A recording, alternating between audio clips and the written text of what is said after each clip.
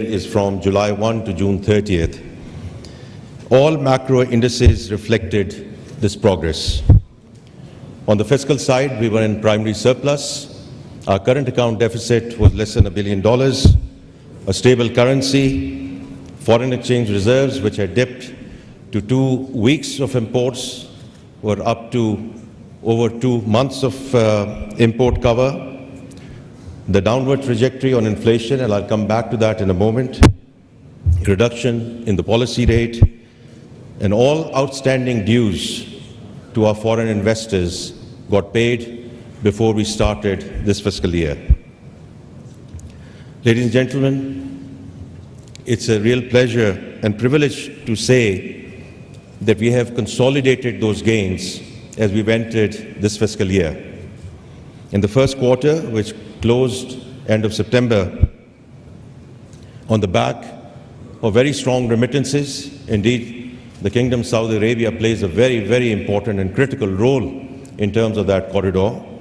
So we always remain grateful for that. Also, the export flows, especially in terms of year-on-year, very critical deltas and important deltas in terms of IT services.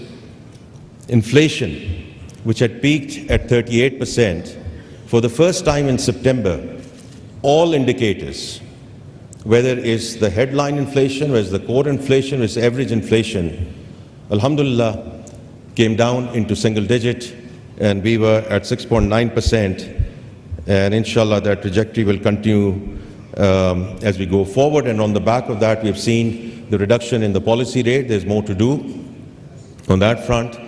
But especially the Pakistani business community, which is sitting here, all our friends, hopefully are seeing jo samarat hain uske in terms of the reduction in Kaibo, because that's what impacts you in terms of your lending rates.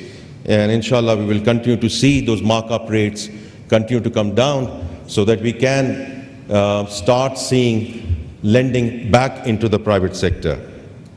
And when we talk about the private sector, someone just mentioned to me that, and I want to say that in a lighter way, that last time I was here at this conference, and this is the second summit, I'd said if the private sector has to lead the country, then the private sector has to be sitting in front, and the government functionaries have to be sitting at the back. So I'm very grateful to the organizers of this conference who have exactly done that, where we give due credit and remain respectful to our business communities, both on the Pakistan and the Saudi front, in terms just of the seating plan.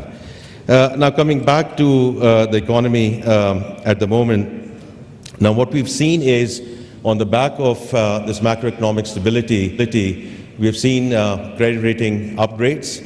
Now there's more to do on that front as we move towards B- at least. We have seen institutional flows coming back into the country, both on the debt side and on the equity side. And yesterday, we actually saw an all-time record high of Pakistan Stock Exchange. As a finance minister, I am slightly cautious about taking credit for the stock market, but it is a data point, and I thought it was important to mention that data point. We also had, during September, IMF approve and their board approve an extended program for the country. It has really two implications and two reasons why we wanted to go into this extended program. One was to bring permanence to the macroeconomic stability, and I just mentioned a few things which are happening on that front. And the second thing is to execute the structural reforms which have been elusive in this country. Under the guidance of Prime Minister Shehbaz Sharif, we are now well underway in terms of structural reforms, whether it's on the taxation side, whether it's on the energy side, whether it's the state-owned enterprises. And we are very clear in the government that the government has no business in being in business. The government has to provide policy framework and policy continuity. It's the private sector which has to lead this country, and therefore we welcome all the delegates from Saudi Arabia, because this sort of re-emphasizes the importance that we put in terms of B2B businesses as we go forward. And we are very clear, we need to execute these structural reforms. We are very committed to these structural reforms so that we can get from stability to a path of sustainable growth, inshallah. Ladies and gentlemen, Excellency, Deputy Prime Minister, we are at a good place on the economic front, and we are open for business. As the ministers who would follow me and Minister of Commerce has already made a very strong, put a very strong proposition in terms of why Pakistan is a very important destination for investments, inshallah, going forward. I would like to just conclude by thanking Kingdom Saudi Arabia, the Royal Court, in terms of providing the necessary support throughout the turnaround journey over the last 12 to 14 months. And I would be remiss if I don't express my personal gratitude to my dear brother, Minister of Finance, Honorable Al-Jadaan, with whom I have interacted over the last 6 months very, very frequently. And I do want to, as I said, express my sincere appreciation and gratitude for his personal guidance, his engagement in terms of where we are. We owe a lot to him and the Kingdom of Saudi Arabia. Thank you very much.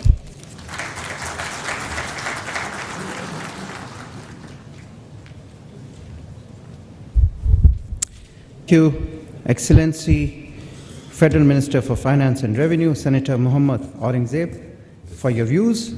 And as you rightly mentioned, the private sector has to lead the economy, and the economy is indeed in the growth phase. Ladies and gentlemen, the establishment of Special Investment Facilitation Council, SIFC, as we know, was a key milestone in establishing the right trajectory for tapping our investment opportunities. Now, I would like to show you briefly the potential and investment opportunities in Pakistan in this video.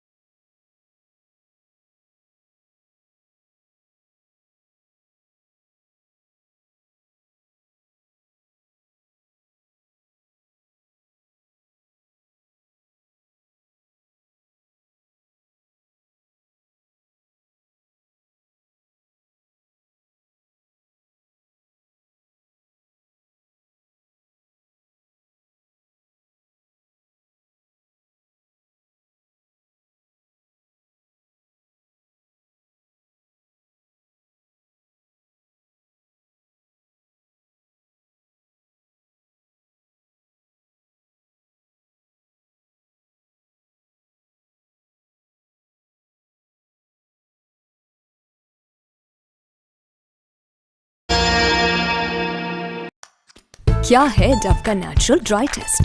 Styling के बाद तो सबके बाल अच्छे लगते हैं, पर naturally dry होकर उलझे हुए।